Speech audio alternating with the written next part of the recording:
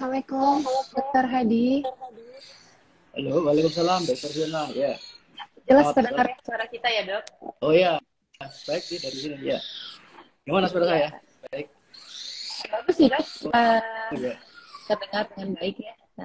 ya, ya, Nanti mungkin 3 menit lagi kita masih mulai ya, Dok ya. Masih ada ya, untuk persiapan dahulu ya. Kurang lebih tiga ya. menit kita akan mulai.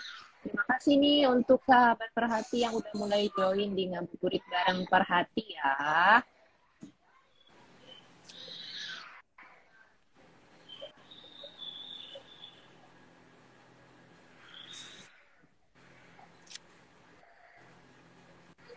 Ini udah lumayan banyak, mungkin nanti sedikit lagi ya, Dok. Kalau sudah Ya, sekitar silakan ya. 20-an baru kita start mulai ya, Dok. Ini udah banyak nih teman-teman yang sudah join nih, Dok. Mungkin follower Dokter Hadi juga kali ini, Dok. Saya Selain nggak punya follower itu. followernya PP. Habis ini banyak, Dok, nanti pasti Ya. followernya. Dokter Fiona dari mana ya? Saya Saya di salah Palembang, kenal dulu. Dok. Oh, Palembang. Ya, ya. Ya, saya di Palembang, Dok.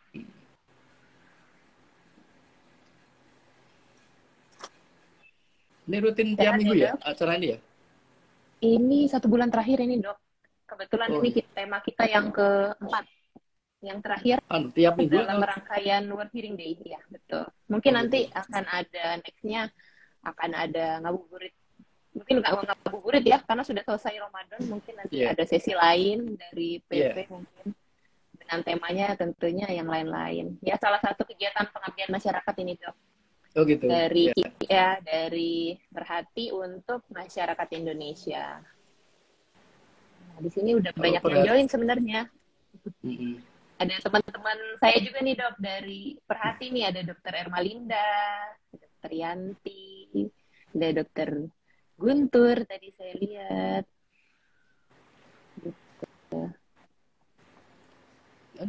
Audinya dari awam juga kan ya biasanya ya, dari Kenapa, Dokter? masyarakat. Audiennya Ya, dari awam. audiensnya seluruh ini, Dok. Nggak Oh hanya gitu. Dokter PHT aja. Oke, mungkin kayaknya sudah waktunya, Dok, ya. Kita bisa mulai ya. Ya Oke, saya buka silakan. dulu ya, Dok ya. Assalamualaikum warahmatullahi wabarakatuh. Selamat Waalaikumsalam. sore. Kembali Ya. lagi kita berkumpul bersama di sini ya, sahabat Perhati, di Ngabuburit bareng Perhati KL. Tentunya masih dalam rangka World Hearing Day yang kita peringati setiap tanggal 3 Maret 2023.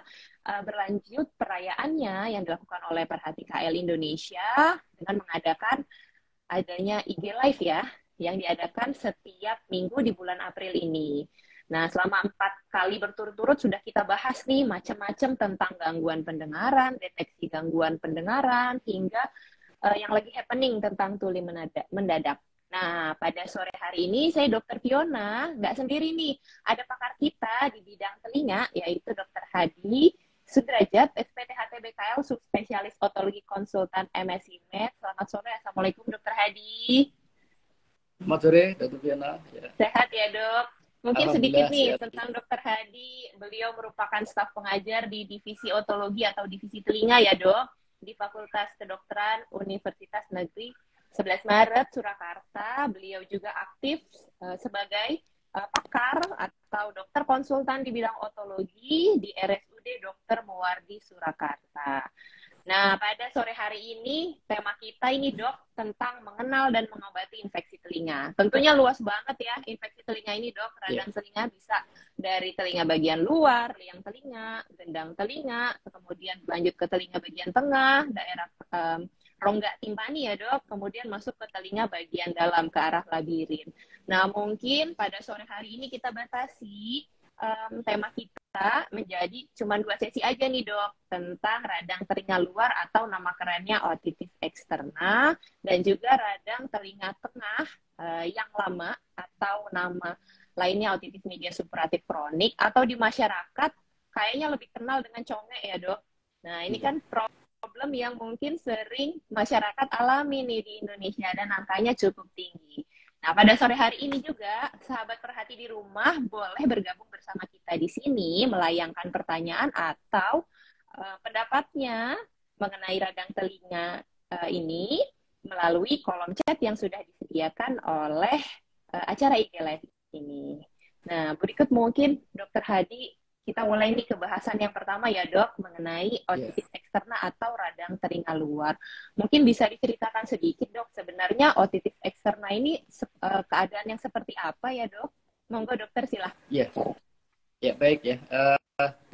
Jadi radang telinga luar atau otitis eksterna ya istilah kedokterannya ini memang infeksi atau radang yang mengenai telinga bagian luar ya, tepatnya di saluran telinga ya, liang telinga luar. Ya. Kita tahu bahwa kalau pembagian telinga itu ada 3 tadi ya, disebutkan Dokter Fiona tadi ya, telinga luar, telinga tengah, telinga dalam. Nah, pada radang telinga luar itu yang mengenai telinga luar, khususnya di liang telinga. Gitu. Jadi kita tahu telinga luar ada 2, yang daun telinga yang kelihatan dari luar itu sama liang telinga. Nah, pada penyakit radang telinga luar ini dimasukkan ke radang pada liang telinganya ya. Kalau di daun telinga ada namanya sendiri, radang di daun telinga itu namanya perikondritis ya kalau istilah kedokterannya lah. Pada otitis eksterna atau radang telinga luar ini mengenai liang telinganya. Nah, ini ada 2 menurut lokasinya, yang daerah di seluruh liang telinga atau di daerah bagian tulang rawan saja di bagian luarnya ya, bagian sepertiga luar itu dua-duanya menyebabkan radang telinga luar gitu Dokter Fiona ya. Nah, biasanya radang telinga luar ini sering diderita oleh pasien-pasien yang mungkin sering mengorek-ngorek telinga ya. Ini penyebabnya seperti itu karena apa? Karena mungkin telinganya kotor atau mungkin gatal, tidak sadar ngorek-ngorek telinga dengan cotton bud atau apapun lah ya, mungkin untuk menghilangkan atau mengurangi gatal-gatalnya. Nah, kebiasaan ini kalau terlalu sering tidak bagus ya, karena justru nanti bisa membuat iritasi ke liang telinga, kulit liang telinga ya, sehingga mengakibatkan perlukaan atau lesi ya, lesi atau luka yang kecil ataupun bisa luas, akhirnya menyebabkan infeksi. Itu namanya nanti timbul infeksi di liang telinga. Kemudian yang lain penyebabnya adalah mungkin pada orang-orang yang suka hobi berenang ya, meskipun ini tidak semua perenang akan mengalami radang telinga luar ya, tetapi secara kemungkinan telinga orang perenang lebih sering terkena radang telinga luar tadi atau infeksi liang telinga tadi, Dokter Fiona. Mungkin itu dulu pendahuluannya, Dokter Fiona. Iya betul dokter. Jadi radang telinga luar ini sebenarnya paling sering pasti karena faktor kebiasaan ya dok ya. Entah betul, itu mengorek ya. telinga. Ngorek telinga.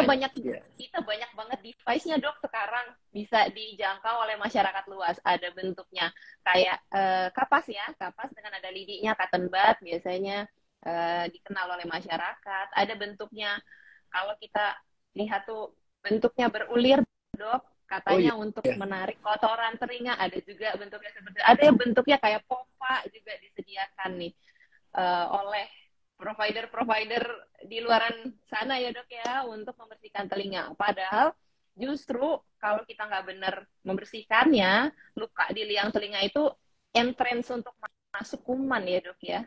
Betul liangnya ya. Jadi otitis eksterna. Nah gejala sendiri yang ditimbulkan oleh pasien apa ya dok kira-kira pada kasus otitis eksterna ini? Ya, jadi gejalanya ini tergantung dari berat ringannya ya Dokter Fiona ya. Kalau yang cukup sedang atau berat ini, yang jelas dia pasti timbul nyeri ya, nyeri telinga. Biasanya paling menonjol itu nyeri telinga ya, nyeri telinga. Bisa-bisa untuk kalau cukup berat derajatnya untuk nelan saja sakit. Dengan bergeraknya sendi rahang itu bisa sakit ya. Kemudian kurang pendengaran ya, bisa kurang pendengaran yang derajatnya bisa ringan sedang tergantung dari sumbatan atau bengkaknya dari liang telinga tadi. Tuh, kemudian juga kadang-kadang timbul cairan ya, cairan dari liang telinga ya keluar. Biasanya cairannya tidak kental ya, biasanya itu yang fase-fase yang akut ya mendadak seperti itu. Jadi yang paling sering adalah nyeri telinga ya. Kemudian keluar cairan atau kurang pendengaran, biasanya seperti itu. Dan biasanya gejalanya ya itu tadi didahului dengan korek-korek, kebiasaan korek-korek telinga, itu biasanya seperti itu. Itu yang khas gejalanya. Itu. Betul, Dok. Mungkin ada satu lagi nih kebiasaan yang sekarang lagi happening, Dok, semenjak masa pandemi. Penggunaan earphone. Nah, itu juga Ya, betul. penekanan yang Ya, terlalu betul. lama itu bikin Betul. juga radang Ya, di betul. liang telinga ya, Dok ya. Ya, anak-anak muda Gejalanya sekarang kan bentuk pakai, nyeri. iya, ya kan berjam-jam, kadang-kadang berjam-jam ya menggunakan earphone ya. Ini bisa Iya, mengiritasi ya. iritasi ke sana. Jadi tentunya gejala yang ditimbulkan pastinya nyeri yang pertama kali ya, Dok ya. Ya, Nyeri, ya keluar betul. cairan, telinganya nggak nyaman, rasa penuh, akhirnya nggak dengar sebelah ya, dibandingkan Ya, telinganya yang sehat. Nah, ya. kira-kira pemeriksaan yang akan kita lakukan seperti apa ya, Dok, kalau nantinya teman-teman sahabat perhati sekalian mengalami gejala serupa, apa sih kira-kira yang dikerjakan oleh dokter THT ya, Dok, terhadap si pasien? Ya, yang jelas apabila diperiksa ke dokter hati, kita akan memeriksa secara fisiknya ya di liang telinga ya dokter ya. Jadi kita periksa otoskopinya. Sebelum periksa otoskopi biasanya kita periksa secara palpasi apakah ada nyeri tekan di daerah tragus ya, di sini daerah penjualan di daerah depan daun telinga ini apakah nyeri tidak ya. Kemudian kita pemeriksaan apakah ada bengkak tidak ya. Kemudian ada kemerahan atau tidak dari liang telinga. Ini kita periksa secara komplit pakai bisa otoskopi atau memakai endoskopi ya, untuk endoskopi.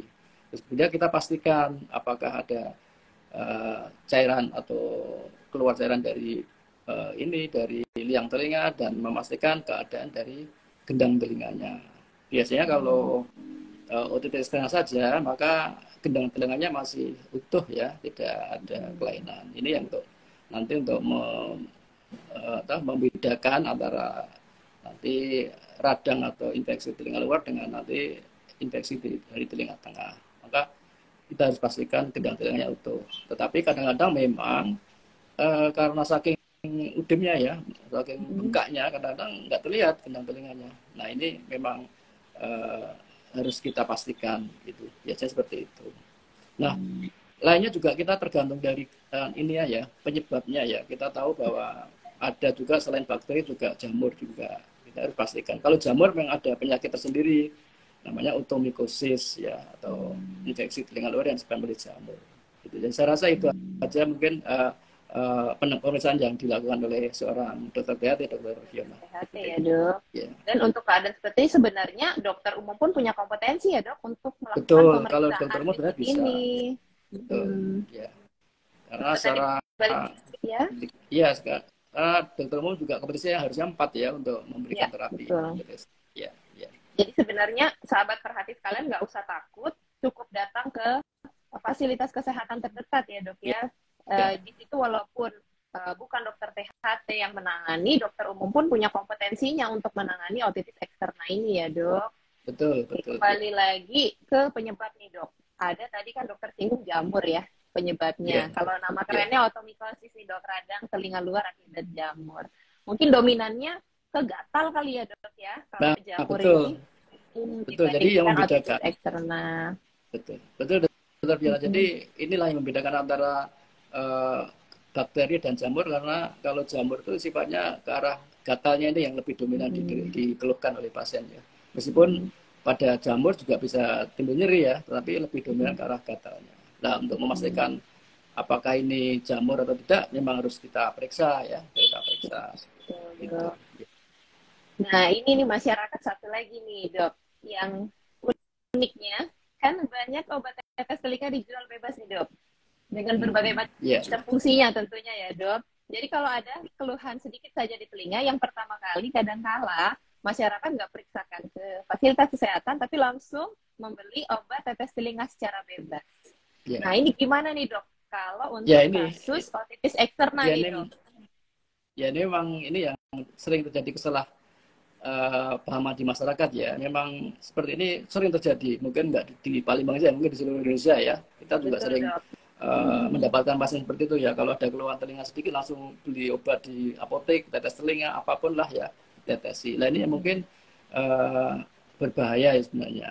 Artinya kita harus memastikan dulu telinga kita itu disebabkan oleh karena apa. Ya, kadang-kadang tetes telinga kan kita nggak tahu isinya apa ya.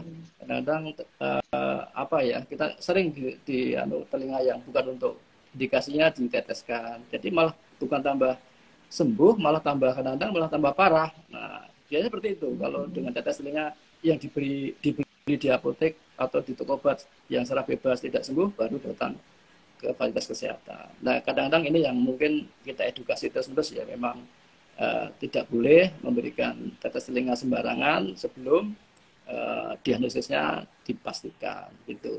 Hasilnya seperti itu. Ya. Karena kalau salah obat malah bikin Tambah parah. radangnya ya dok Ya, ya, tambah malah parah. bikin Ya, betul. tambah Ya. parah ini. Nah di sini sebenarnya sudah banyak teman-teman sahabat perhati yang sudah join di dok di line chat dari IG Live ini. Nah mungkin saya coba bacakan ya dok ya pertanyaan-pertanyaan yang sudah masuk. Mungkin nanti Dokter Hadi bantu untuk klarifikasi ya dok. Oke, pertanyaan yang pertama dari Farah Haspa. Apa yang terjadi ya dok apabila terdapat kerusakan pada membran timpani? Dan apakah yang terjadi terhadap pendengaran kita sebagai manusia apabila salah satu telinga terjadi infeksi? Nah, mungkin satu-satu dulu deh dok. Kira-kira kalau kenanya ke membran timpani, apa ya yang akan si pasiennya rasakan ini dok? Pertanyaannya. Ya mungkin tadi memang mungkin nanti dibahas berikutnya ya, tapi ini kita sedikit ya nggak apa ya. Jadi kalau mengenai membran timpani atau secara awan disebut gendang telinga ini ya tergantung dari kerusakannya seperti apa ya. Kalau gendang telinga bisa meradang saja ya, atau yang lebih parah menjadi berlubang ya, karena infeksi jadi berlubang ya, atau perforasi ya. Jadi seperti itu. Nah kalau sampai berlubang atau perforasi, maka yang jelas terjadi keluhan adalah mengalami kurang pendengaran ya, karena salah satu fungsi gendang telinga kan untuk menghantarkan suara. Apabila mengalami kerusakan atau kelainan, maka biasanya pendengarannya akan berkurang. Kemudian juga rasanya berdengung, nggak enak ya, karena memang fungsinya untuk memisahkan juga ya antara udara luar. Kalau berlubang rasanya pasien itu tidak enak, berdesis, berdengung, ataupun suaranya mungkin tidak nyaman. Itu seperti itu. Itu menandakan memang gendang telinganya sudah mengalami kelainan gitu. Gitu. Oke, baik dokter. Sepertinya udah langsung menjawab pertanyaan yang kedua itu dok. Apa yang terjadi Ya, terhadap pendengaran apabila terjadi infeksi? Udah terjawab ya dok ya? Ya, jadi kalau memang itu kalau ada infeksi ya terganggu tadi. Biasanya kalau pendengaran itu kan bisa terganggu apabila terjadi gangguan. Kalau di telinga luar kan gangguan konduksi ya, gangguan hantaran ya. Kalau ada sesuatu yang menghalangi atau fungsi hantarannya terganggu ya bisa kurang pendengaran tadi. Ya. Jadi ya kalau ada infeksi apapun atau yang lain bisa mengalami kurang pendengaran. Ya. Baik, ini dok. Selanjutnya dari Asro Lailani. Apakah infeksi telinga bisa sembuh sendiri gitu? Nah, pertanyaannya menarik nih. Apakah infeksi telinga bisa sembuh sendiri ini? Gimana nih dok? Ya, tergantung infeksinya ya. Infeksinya bisa, biasanya kalau infeksinya karena virus itu ya bisa sembuh sendiri. Tapi kadang-kadang kan yang sering kan bakteri ya. Karena itu radang telinga ya. Ya sebenarnya kalau tergantung ringan beratnya juga gejala. Ya kalau yang sedang berat memang kadang-kadang memang harus diberikan terapi ya, terapi. Tapi kalau yang ringan kadang-kadang bisa sembuh sendirilah. Tapi kita harus hati-hati ya. Kalau dalam 1-2 hari tidak ada perubahan atau gejala makin berat, memang harus segera diperiksakan. Tapi yang sering memang pada radang telinga luar ini karena bakteri. Jadi memang tergantung berat ringannya ya. Jadi kalau memang berat atau sedang ke arah berat, memang harus segera diterapi. Gitu. Kalau udah ada gangguan pendengaran, mungkin harus sudah cari pertolongan ya dok ya. Kalau sudah apalagi kalau sudah terjadi gangguan pendengaran. Betul. Ya, artinya kalau sudah terjadi gangguan pendengaran kan sudah mungkin sedang berat gejalanya. Ya. Gitu. Nah, ini ada pertanyaan agak sedikit menggelitik juga nih dok, dari Hendrianto 240680. Apakah infeksi telinga, mungkin telinga luar kali ya bahasan ini ya dok ya kali ini, apakah infeksi telinga bisa menyebabkan meningitis nih dok, atau radang selaput otak? Nah, bagaimana nih dok kira-kira? Ya, sebenarnya jarang ya, jarang kalau di radang telinga luar menyebabkan meningitis jarang. Nanti yang mungkin yang sering ke telinga bagian tengah ya, yang sering nanti. Jadi kalau telinga luar memang relatif jarang. Tapi apapun juga kita harus hati-hati ya, karena komplikasi itu bisa terjadi juga tergantung dari kondisi daya tahan tubuh kita ya. Kalau daya tahan tubuh kita baik ya biasanya sangat jarang ya gitu. Tapi kalau daya tahan tubuh yang rendah ya nanti ada istilah otitis eksternal maligna ya, atau radang telinga yang berbahaya. Itu ada. Itu biasanya diderita pada orang-orang yang mempunyai daya tahan tubuh yang sangat rendah atau imunokompromis istilahnya ya. Jadi mungkin pada orang-orang yang menderita DM atau kencing manis yang tidak terkontrol ya, itu atau penderita yang baru mendapatkan terapi kemoterapi, itu semuanya menyebabkan daya tahan tubuh sangat rendah. Nah, kalau kita terkena radang telinga luar tadi, ini komplikasinya juga berbahaya. Itu bisa menyebabkan ke sana. Tetapi memang harus disertai syarat tadi, biasanya daya tahan tubuhnya sangat rendah. Itu sangat bisa. Itu namanya penyakit tersendiri ya. Namanya otitis eksterna yang sifatnya maligna atau berbahaya lah istilah, bukan tanda seperti tumor ya, cancer bukan, tapi ini yang berbahaya karena tadi bisa memang komplikasi ya, sampai ke intrakranial bisa, sampai meningitis, sampai diabetes ya bisa ya. Jadi tergantung dari daya tahan tubuh kita. Jadi kalau orang-orang yang sehat biasa yang tanpa daya tahan tubuh sangat jarang ya, tapi pada orang-orang yang tadi dan kondisi yang lemah itu radang telinga luar sangat bisa menyebabkan komplikasi yang sering lihat tadi ke sarafnya wajah ya, bisa merah tadi, selain nanti bisa ke arah meningitis atau ke arah encephalitis, ke arah intrakranial. Jadi demikian Dokter Fiona. Ya. Ini terakhir nih dok, sebelum kita beranjak ke pembahasan tentang otitis media superatif kronik. Ada tips nggak dok, atau edukasi apa yang bisa dokter sampaikan ke masyarakat nih, kira-kira bagaimana ya cara mencegah supaya nggak kena otitis eksterna ini dok? Monggo Ya, silakan ya. dokter.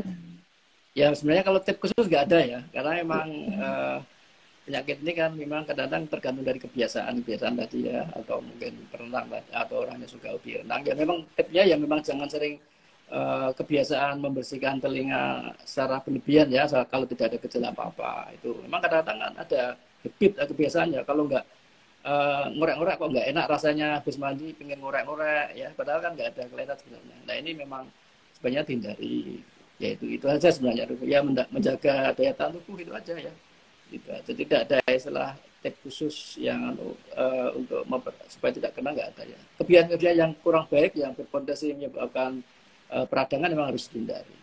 Saya rasa itu saja ya. Dan kalau sudah terkena sebaiknya memang harus berobat ya, jangan menerapi diri sendiri tadi, seperti langsung berikan tetes telinga sendiri. Nah, kadang-kadang kita nggak tahu isinya apa, justru menambah parah penyakitnya. Gitu Dokter Fiona, saya.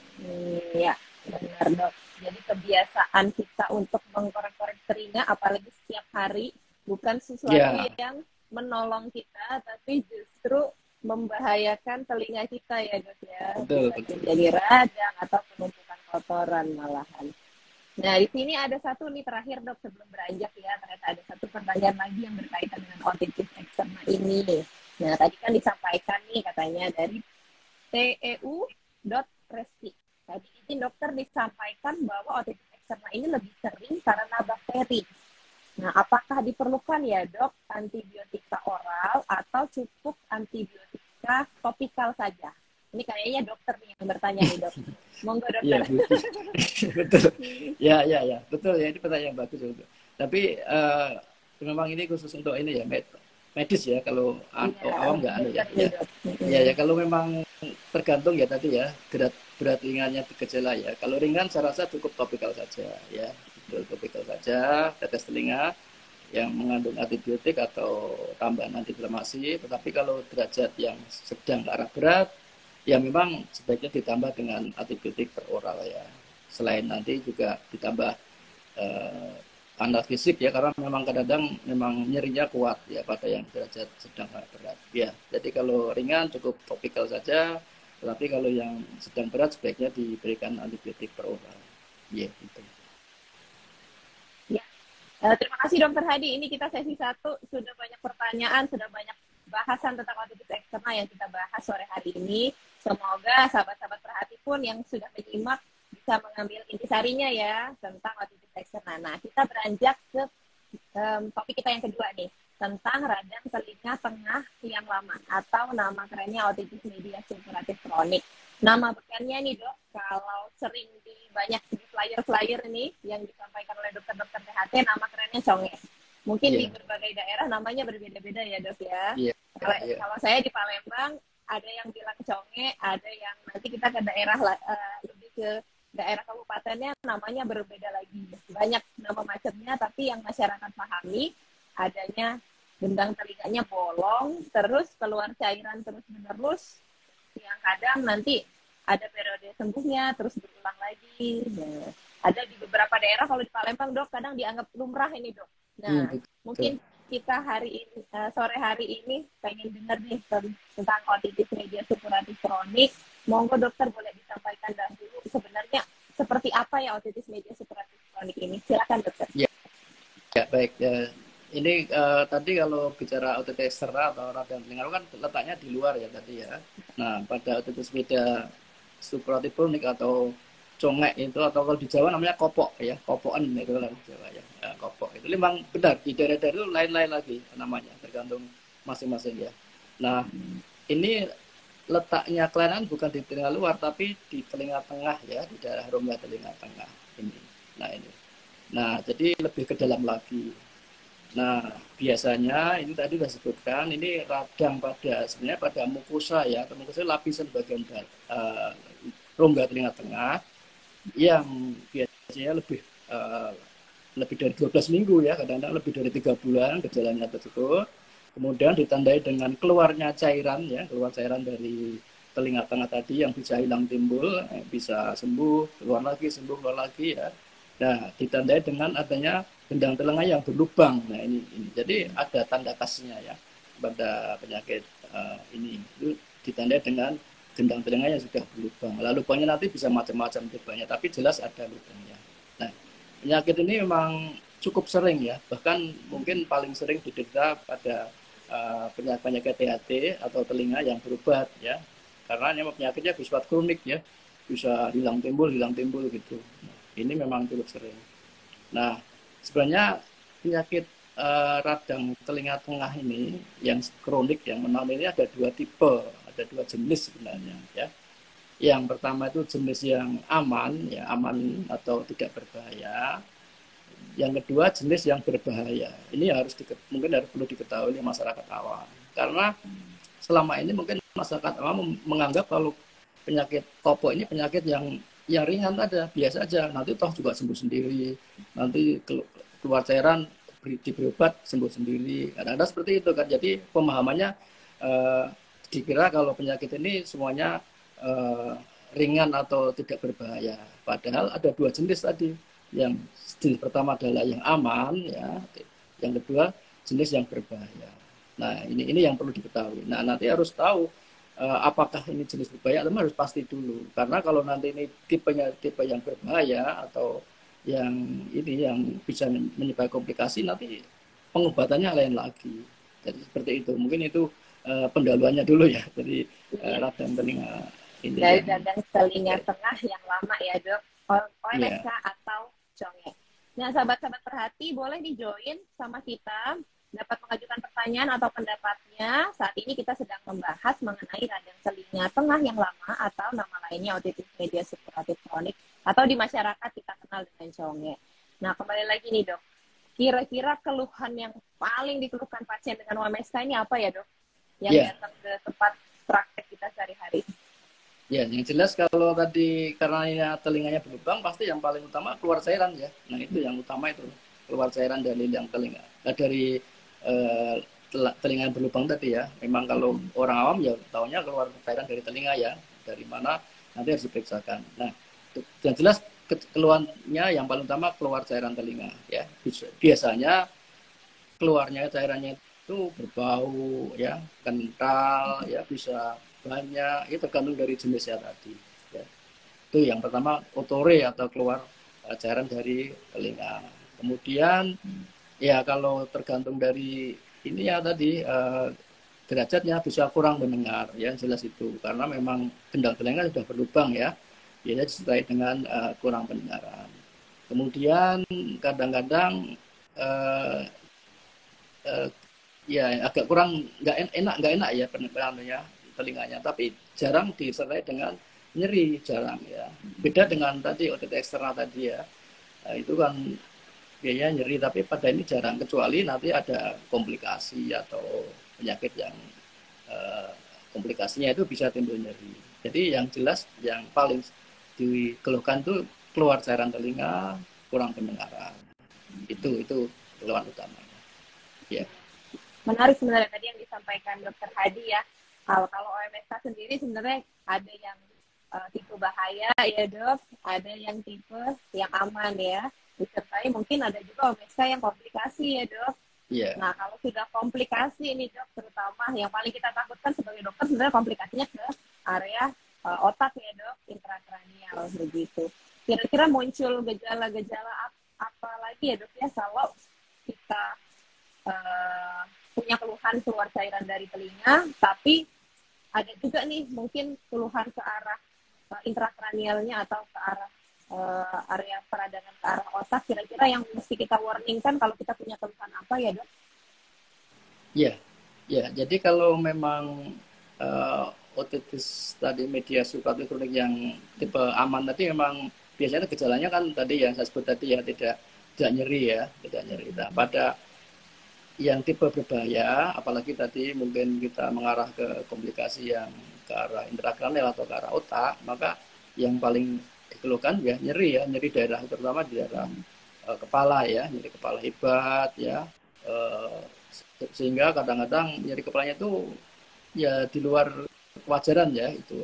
Jadi kita harus waspada apabila keluar cairan dari telinga disertai dengan nyeri kepala yang hebat. Kemudian kadang-kadang ada vertigo ya, pusing berputar. Kemudian yang paling berat kalau mungkin nanti sudah gejalanya tambah berat bisa terjadi ini penurunan kesadaran ya. Itu yang sudah lanjut. Tetapi yang harus kita waspadai apabila terjadi nyeri kepala yang berat ya, itu kita harus kita hati-hati. Jadi kemungkinan mengarah ke arah komplikasi intrakranial. Jadi itu. OMSK ini dia berhubungannya macam-macam ya dok, nggak cuma di organ si telinga tengahnya aja, dia bisa menyebar ke organ-organ sekitarnya juga. Nah kira-kira nih dok, kalau kita punya keluhan tadi keluar cairan dari telinga, yang hilang timbul seperti ini, kira-kira nantinya dokter THT kita akan melakukan pemeriksaan apa ya dok, yang untuk menegakkan diagnosisnya nih? Ya jadi ini kalau ada penderita yang mengalami keluhan tersebut ya, maka kita pastikan dulu ya tadi sama dengan yang tadi kita pastikan dengan pemeriksaan otoindoskopi ya biasanya pemeriksaan gendang telinganya dipastikan bagaimana kondisinya ya, kalau ada perforasi atau lubang letaknya di mana, kemudian sebesar apa ya, tipenya yang bagaimana, ini untuk menentukan jenisnya apakah ini tipe aman atau bahaya. Ini sangat penting ya. Pemeriksaan otoskopi ini untuk memastikan. Nah kalau mungkin ini dirasa tipenya tipe aman, ya tergantung dari luas tidaknya dari lubangnya ya. Kemudian apabila dirasa memang perlu atau ada kurang pendengaran, dilakukan mungkin tambahan pemeriksaan tes audiometri ya, tes audiometri itu untuk menentukan ini kurang pendengarnya itu derajatnya berapa, bisa ringan, sedang, berat, atau kadang-kadang sampai total. Kemudian kita tentukan juga apakah ini jenisnya jenis yang hantaran atau campuran ya, karena biasanya pada penderita-penderita radang telinga menaun tadi yang lama tadi nggak cuma kurang dengarnya, nggak cuma di bagian hantaran, tapi justru sudah komplikasinya ke telinga dalam menyebabkan pendengarnya menjadi tipenya tipe campuran ya, sarafnya sudah terkena. Ini biasanya sudah lama itu bisa terjadi seperti itu. Itu memastikan kurang pendengarnya tadi ya. Nah, tetapi kalau tadi kita curiga ini ada suatu komplikasi, maka kita biasanya ini kan sudah termasuk kasus khusus ya, karena bukan ini ya, bukan OMSK biasa, maka kita harus periksa CT scan ya, CT scan dengan kontras biasanya untuk memastikan apakah sudah terjadi perluasan ke daerah-daerah intrakranial atau yang lain. Jadi seperti itu. Nah, ini yang menariknya di dok. Kalau tadi otitis eksterna bisa kita tata laksana pakai tetes telinga. Nah, kalau untuk OMSK ini cukup nggak dok kita kasih tetes telinga aja? Bagaimana ya, nih, ya, dok? betul. Ya, jadi tadi kalau otitis eksterna kan boleh diberikan tetes telinga ya, yang mengandung antibiotik, antiinflamasi boleh, karena memang gendang telinga masih utuh ya. Nah, beda dengan otitis supuratif ini yang OMSK ini ya, karena gendang telinganya sudah berlubang ya, maka kita harus hati-hati memberikan tetes telinga. Tidak semuanya tetes telinga bisa diberikan ya. Itu. Kenapa? Karena biasanya tetes telinga itu kan bersifat ototoksik ya. Ototoksik artinya merusak saraf pendengaran. Sehingga apabila kita berikan sembarangan pada gendang telinga yang berlubang, di mana OMSK itu sudah berlubang ya, maka justru nanti bisa menimbulkan efek samping ya, menyebabkan kerusakan saraf pendengaran. Jadi malah kurang pendengarnya bukan hantaran lagi, tapi tambah sensori neural ya, bisa dua-duanya. Nah, itu yang harus diwaspadai. Meskipun ya ada beberapa tetes telinga ya yang sudah mengklaim relatif aman, tidak bersifat ototoksik, tapi kita coba harus hati-hati. Jadi bersifat seperti itu. Jadi kalau masyarakat awam memang itulah bedanya. Kalau kita tidak bisa memastikan gendang telinganya utuh atau tidak, memang jangan sembarangan memberikan tetes telinga, itu saja intinya. Harus kita pastikan. Itu. Betul dok, karena efek jangka panjangnya ototoksikitas ini adalah gangguan pendengaran justru ya dok ya, efeknya. Oke, baik dokter, di sini sudah ada pertanyaan ya yang berhubungan dengan otitis media sebenarnya. Pertanyaan dari Putri.FSP. Kenapa ya dok orang yang pilek atau ISPA bisa menyebabkan infeksi pada gendang telinganya? Nah, kenapa ini dok kira-kira dok? Pertanyaan dari Putri dan PSP. Ya, jadi memang salah satu perjalanan penyakit dari ISPA atau infeksi pernapasan bagian atas itu atau akut itu bisa menyebabkan ke telinga ya, karena memang secara anatomi memang berhubungan ya, dari daerah hidung, tepatnya di daerah nasofaring ke arah rongga telinga tengah ya, sehingga terutama pada anak-anak ini ya, pada anak-anak di mana secara anatomi dari saluran tubanya ya, saluran yang berhubungan antara hidung dengan telinga tadi masih relatif pendek, relatif lebar, mendatar, ini gampang sekali terjadi komplikasi ke telinganya ya. Itu. Jadi ini memang salah satu hal yang sering terjadi. Gitu. Jadi seperti karena memang secara anatomis sangat berhubungan. Nah, hubungannya dengan tadi OMSK tadi memang biasanya memang setelah ISPA jadi penyakit radang telinga, tapi biasanya masih akut ya, radang telinga tengah yang akut lah. Lama-lama kalau memang ini tidak sembuh tadi bisa menyebabkan kronis tadi ya. Jadi biasanya memang radang telinga tengah yang bersifat kronis tadi kelanjutan dari radang telinga tengah yang akut tadi. Biasanya seperti itu. Jadi memang secara lebih berhubungan ya. Iya, betul dok. Karena kan terutama otitis media akut ya atau radang telinga tengah pada keadaan yang akut atau kurang dari 2 minggu paling sering memang dialami oleh anak-anak ya dok. Betul ya. Sesuai dengan penjelasan dokter Hadi, kalau memang bentuk tubuhnya lebih mini ya dok, udah lebih mini terus lebih datar. Jadi infeksi yang ada di hidung atau kita mengalami infeksi yang ada di tenggorokan bisa naik ke telinga tengah melalui jalur si tuba tersebut. Nah, otitis media akut ini yang berulang, mungkin sekali sembuh, kemudian berulang lagi, udah ada kebocoran tapi nggak diobatin karena mungkin dianggap biasa. Nanti kalau dia berlanjut hingga 12 minggu, bisa kita diagnosis jadi otitis media supuratif kronis. Tentunya sudah ada gangguan pendengaran. Baik ini dok, ada satu lagi pertanyaan menarik nih dok, dari Ashraf Suseno. apakah kalau kita melakukan cuci hidung bisa menyebabkan infeksi ke telinga tengah? Nah, gimana ini dok mengenai Ya, sebenarnya kalau cuci hidung itu relatif aman ya, karena ini kan salurannya cuci hidung kan fisiologis ya, larutan fisiologis ya. Kalau cuci hidung sebenarnya nggak masalah ya, tidak akan menyebabkan eh, radang di telinga tengah ya. Masalahnya kalau memang sudah ada peradangan tadi ya, ada peradangan yang di saluran hidungnya tadi, itu bisa menyebabkan infeksi ke telinga tengah. Tapi kalau cuci hidung di mana mungkin fungsi tubannya masih normal, tidak ada masalah, itu artinya kan tuba itu sebenarnya kan tertutup ya. Jadi dia sebenarnya proteksi ya, artinya melindungi ya. Kalau ada hal-hal yang uh, masuk ke telinga tengah sebenarnya sudah terproteksi. Jadi nggak ada masalah ya, kalau cuci hidung itu nggak ada masalah dan tidak akan menyebabkan uh, radang di telinga tengah, dengan catatan ya syaratnya harus benar ya, harus benar, artinya benar-benar cara cuci hidung yang benar ya. Itu nggak ada masalah karena memang sebenarnya ya lebih baik ya, karena bisa menjadi jaga kelembapan, mengurangi kotoran dan lain-lain. Jadi secara uh, tidak ada masalah sebenarnya gitu ya. ya.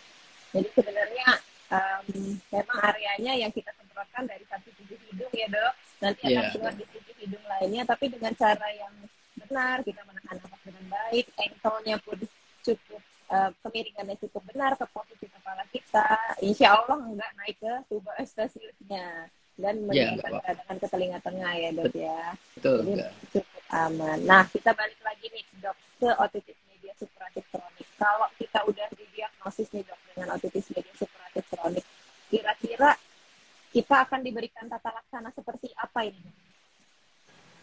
Ya, ya kalau ada pasien yang mengalami tadi infeksi uh, otitis media supuratif kronik ya, biasanya kita terapi uh, infeksinya dulu ya. Kalau dia masih keluar cairan, maka kita bersihkan cairannya dengan air toilet ya. Itu rutin ya, prosedur rutin biasanya. Mungkin kalau pas penderita ini disemprot, disedot ya, disaksen ya, atau di apapun yang tujuannya untuk menghilangkan atau mengurangi dari kotoran tadi. Karena kalau kotoran atau cairan tadi tidak dibersihkan, nanti terapinya atau pengobatannya tidak menjadi efektif ya. Itu harus benar-benar dibersihkan dulu ya.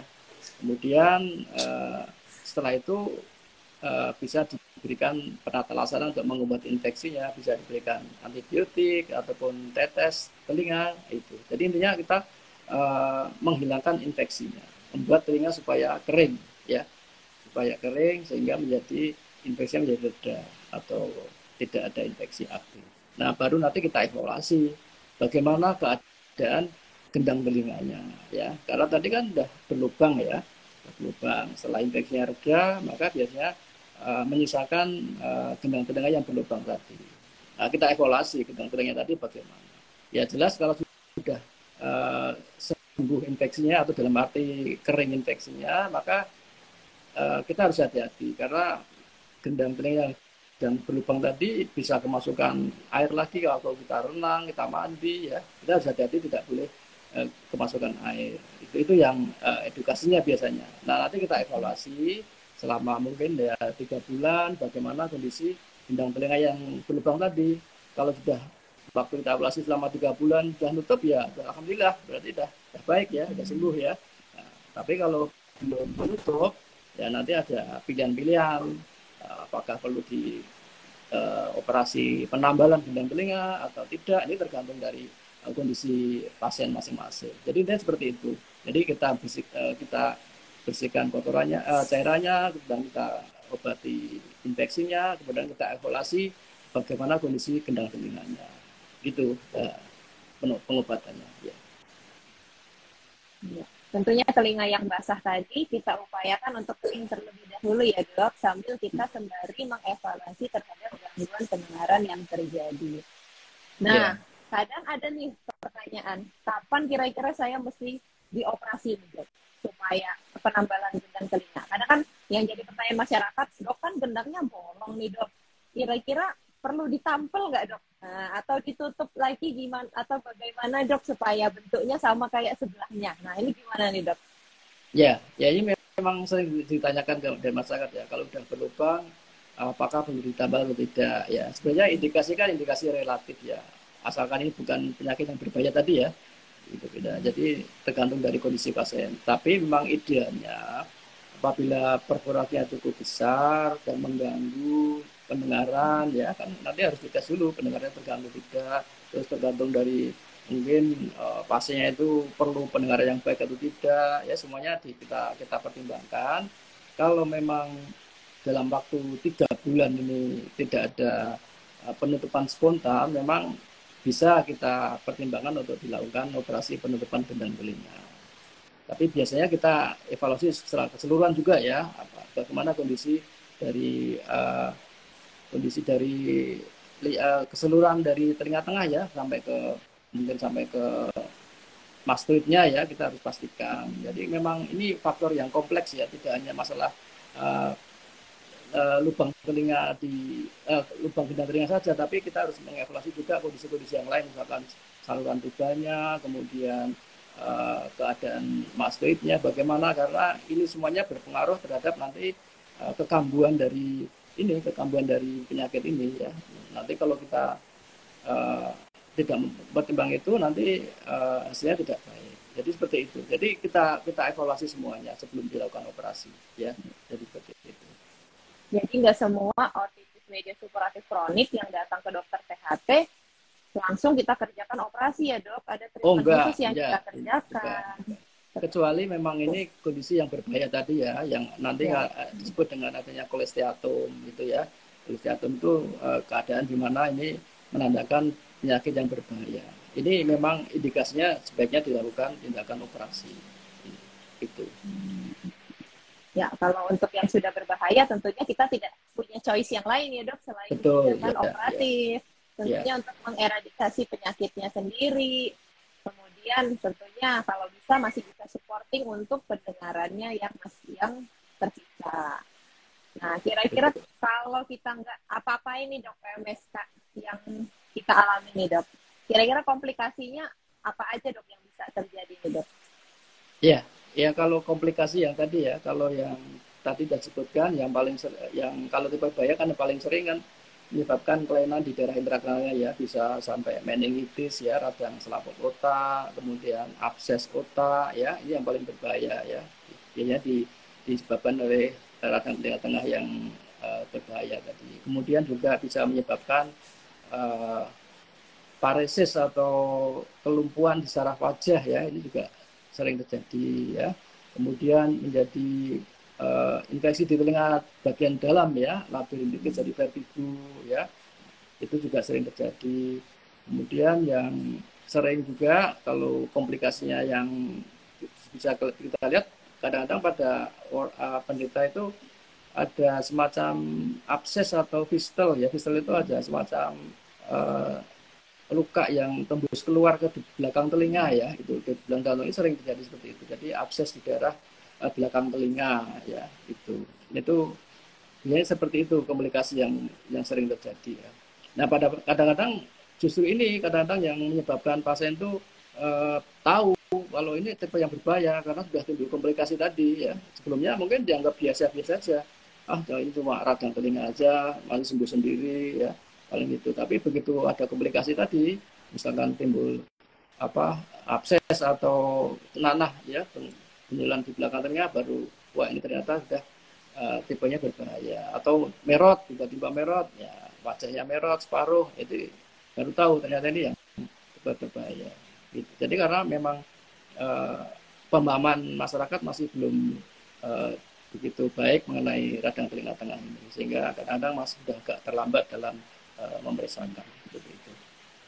Harusnya kita juga cukup tinggi ya dok, masih radang telinga tengah yang lama atau OMSK yang disertai dengan komplikasi intrakranial maupun intratemporal, kita cukup tinggi ya dok di Indonesia. Betul.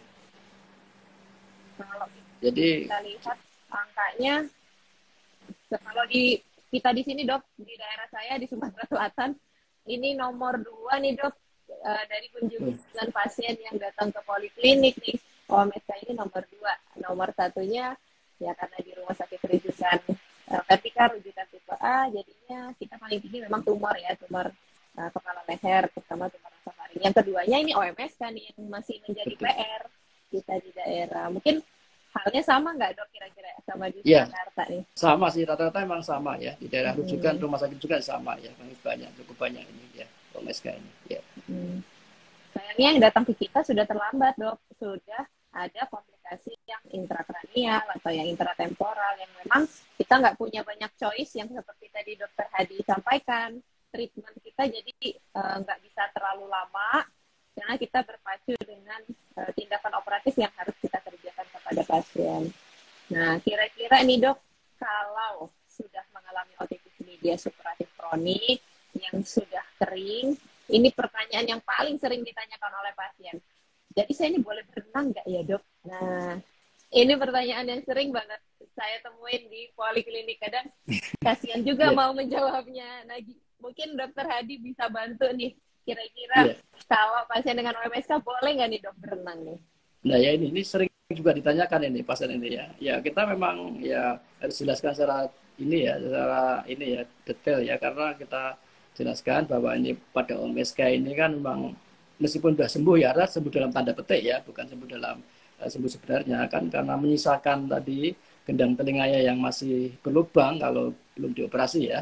Itulah konsekuensinya memang tadi ya apabila kita nanti renang ya kemasukan air timbul kekambuhan lagi ya mau nggak mau memang itu harus ya tidak boleh ya dilakukan gitu memang itu konsekuensi seperti itu memang banyak pasien seperti itu istilahnya kecewa ya wah ternyata dianggap sembuh tapi kok nggak boleh ini renang lagi karena ya kita harus jelaskan secara jelas-jelasnya bahwa ini komplikasi seperti itu ya kalau mau boleh renang ya tadi ya sebaiknya ditambal tadi supaya tidak ada perforasi tadi jadi seperti itu memang tidak boleh ya tidak boleh kalau sudah gendang telinganya sudah berlubang pada misalnya sudah kering memang sebaiknya tidak boleh berenang karena nanti resikonya bisa memudahkan kekambuhan kembali tadi itu ini memang sering ditanyakan ya mungkin nggak cuma Iya, dokter Bina benar ya dok. saya juga sering ditanyakan seperti itu gitu, ya. Terutama pasien-pasien kebetulan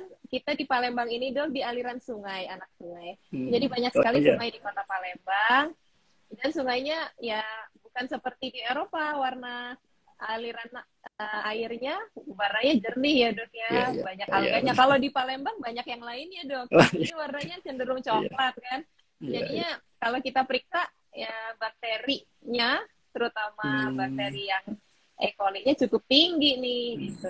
Jadi kalau iya pasien-pasien yang memang tinggal di aliran sungai, terutama yang dia kehidupan sehari-harinya bergantung terhadap sungai, OMSK-nya terus berulang karena memang menggunakan si sungainya untuk kehidupan sehari-hari.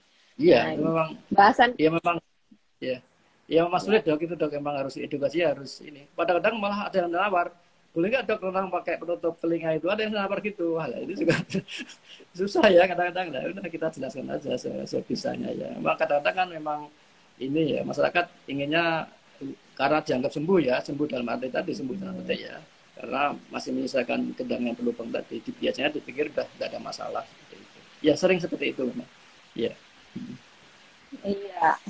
Karena kan masyarakat taunya kalau udah diobatin sekali, udah kering, oh udah boleh nih beraktivitas seperti biasa. Ternyata nggak boleh karena memang sudah ada defek ya dok dengan berhenti betul matinya ya akses masuknya kuman, terutama kalau kita berenang di tempat air yang keruh ya, yang mungkin bakterinya cukup tinggi, itu ya mudah untuk menyebabkan infeksi otitis media supuratif kroniknya kambuh kembali.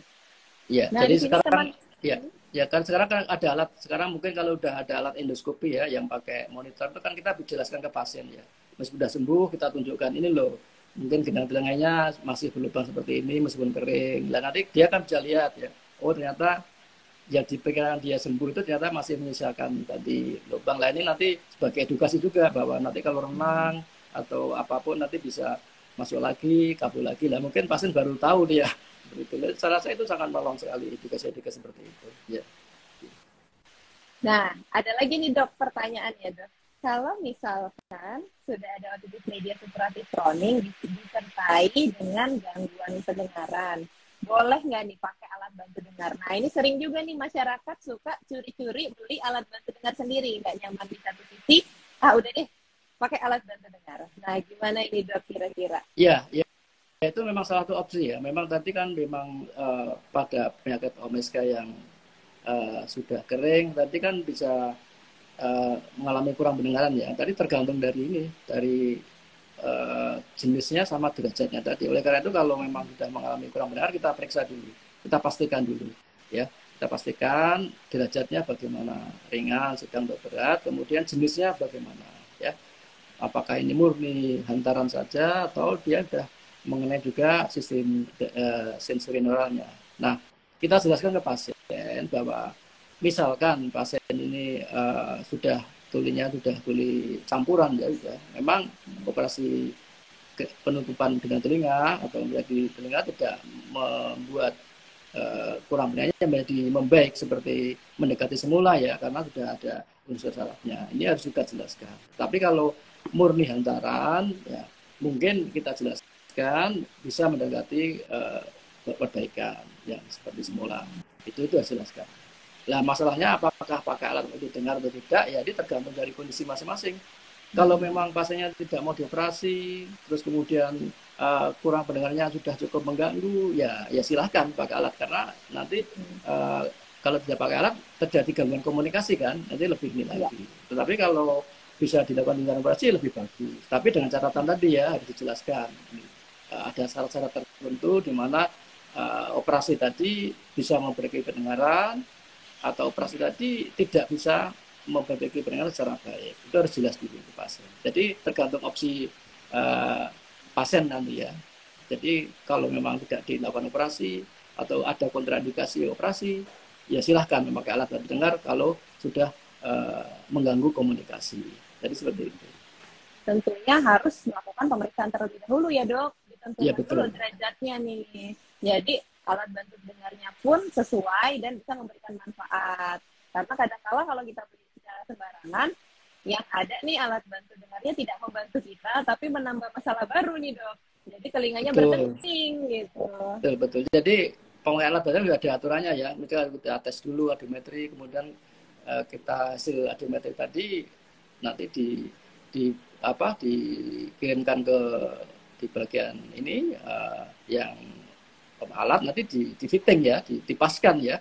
Jadi tidak sembarangan memakai alat dengar juga beli sendiri juga nggak bisa ya, karena masing-masing ada spesifikasinya kurang pendengaran. Ya memang harus secara aturan yang benar ya. Jadi ya alat dengar sendiri juga tidak boleh sembarangan memakai alat ya, mesti harus disesuaikan ya, di fitting ya secara baik sehingga menghasilkan fungsi yang maksimal atau optimal gitu ya.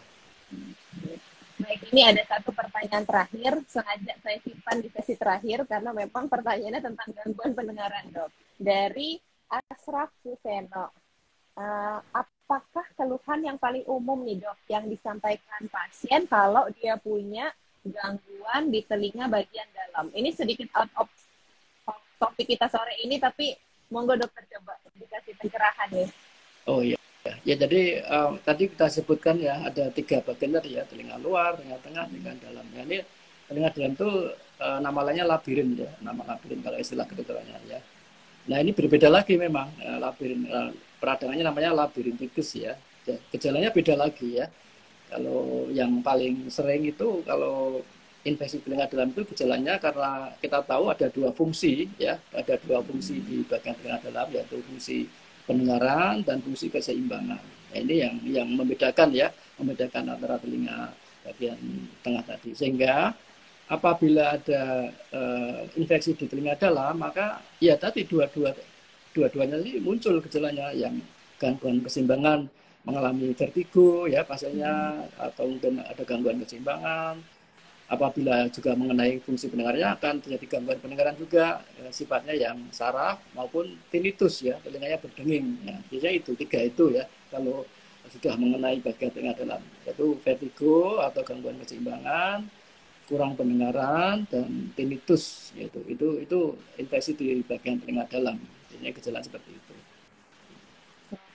Baik Dokter Hadi, ini sudah pukul 16.27 jam saya di Palembang nih Dok. Mungkin lebih cepat sedikit jamnya Dokter Ya, Hadi. udah Nah setengah di lima sini, ya. Ya. ya kembali saya ingatkan sahabat-sahabat perhati dimanapun berada saat ini merupakan seri terakhir dari Ngabuburit bareng Perhati KL dengan tema tentang pendengaran selama 4 kali berturut-turut sudah kita kerjakan. Nah ini adalah yang terakhir dengan temanya hari ini tentang infeksi telinga.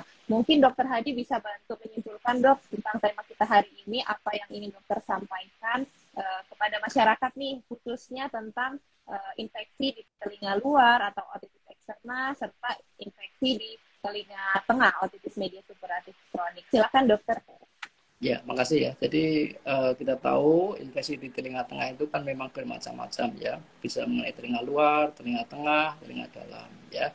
Yang penting bagi masyarakat tadi apabila mengalami infeksi telinga tadi ya, sebaiknya kita jangan langsung menerapi diri sendiri, beli tetes langsung diteteskan. Itu sebaiknya tidak boleh dilakukan. Itu sebaiknya kita periksakan dulu untuk memastikan ya ini masuk telinga tengah, telinga luar, atau telinga dalam. Kemudian juga kebiasaan yang tidak baik tadi ya, kebiasaan yang kurang baik, misalkan sering mengorek-ngorek telinga secara berlebihan, itu harus dihindari. Karena itu sebagai faktor risiko terjadinya infeksi telinga. Kemudian juga apabila sudah timbul gejala-gejala atau penyakit telinga yang cukup lama, kronis, apalagi dengan gejala-gejala yang nyeri ya, kemudian nyeri kepala hebat atau mungkin sudah pemeriksaan yang lain, maka segera berobat ya. Karena itu jangan-jangan ini sudah bukan tipe yang aman tadi, tapi sudah tipe berbahaya. Sehingga penalaksananya tidak terlambat. Ini yang paling penting itu. Ya itu. Terima kasih banyak Dokter Hadi atas masukannya, penjelasannya yang membuka wawasan kita tentang radang atau infeksi telinga. Nah, sahabat perhati dimanapun berada, di akhir dari perjumpaan kita di seri Ngabuburit bareng Perhati KL seri keempat ini, kami mengucapkan minal aidin wal faizin, mohon maaf lahir dan batin, mohon maaf apabila dari penyampaian yang kami berikan selama 4 minggu ini masih ada yang kurang mungkin informasinya. Mungkin nanti akan kita lanjutkan dengan IG Live dari Perhati KL Indonesia selanjutnya. Terima kasih banyak. Wabillahi taufiq wal hidayah. Wassalamualaikum warahmatullahi wabarakatuh. Waalaikumsalam Salam sehat semua. warahmatullahi wabarakatuh. Ya. Terima kasih banyak Dokter Hadi. Sama-sama Dr. Firma. Salam untuk keluarga Dok. Maaf lahir Ya, batin. sama-sama. Terima kasih. Ya.